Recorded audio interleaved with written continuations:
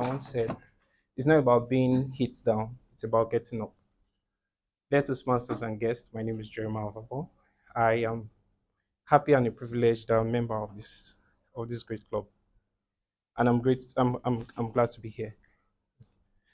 When I was told that I'll be giving an icebreaker speech, I'm more used to being within myself and looking at my computer.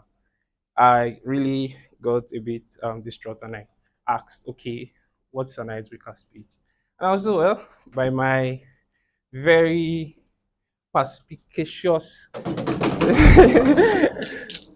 mentor, TM Ramatu, told me that it's not a big deal, just introducing yourself. And I thought, okay, what will I or who will I be introducing today?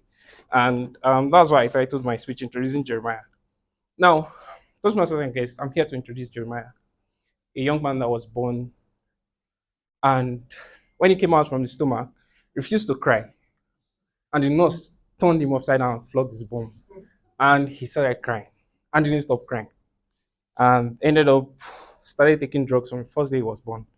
And doctors told my mom that this young man may not live past 6 years. And even if he does, he would have to live with medication all his life. Toastmasters and guest, I'm here to introduce to you a young man that when he was asked as a young boy, what do you want to become in future? He said, I want to be an aeronautic engineer. Funny enough, I don't know how I knew that word aeronautic engineer. So they laughed as some persons giggled. I remember being laughed at and told me that to be an aeronautic engineer is not it's not beans, it's not child's play, right? You have to be from a wealthy family to pay the expensive tuition, and you have to be really smart. And those masters and guests, I want to tell you that I'm also introducing to you today a young man that was rusticated out of school in primary school because I failed too much. And I could remember my mom bringing my books on her head, and she was like, and I asked her, Mom, what's happening? They've driven you from school. They say you should go and learn mechanic or something that you don't know book. This master and guest, I am introducing to you today a young man that when I was an undergraduate in school, studying electrical engineering, um, I could remember visiting a wealthy uncle of mine.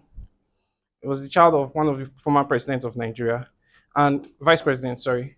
And he told me that he studied electrical engineering. He told me that for me to succeed in electrical engineering, I must graduate with nothing less than a 2-1. And this was a young man struggling with a very weak 2-2. You know, you have strong 2-1, strong first class or whatever. Me, I was on a very weak 2-2. And yeah, I graduated with a very weak 2-2. And he told me that if I graduate with a 2-2, I would shoot myself on the foot, on the right foot.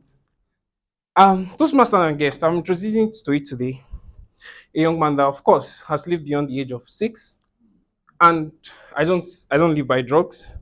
I'm introducing to you today a dropout that is now a graduate.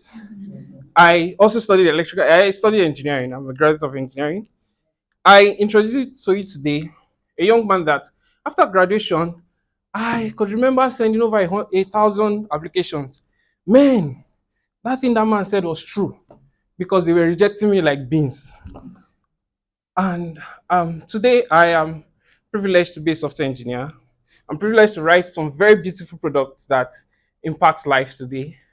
Today I'm happy to not just be looking for jobs or working, but I also now employ labor.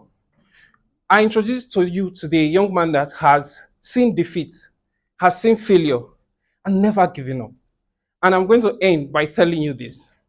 The words of Obama when he was running for president. He said, yes, we can. And I want you, Toastmasters and friends, to tell yourself, anytime someone tells you you can't do something, tell yourself, yes, I can, especially if you have God by your side. Thank you very much.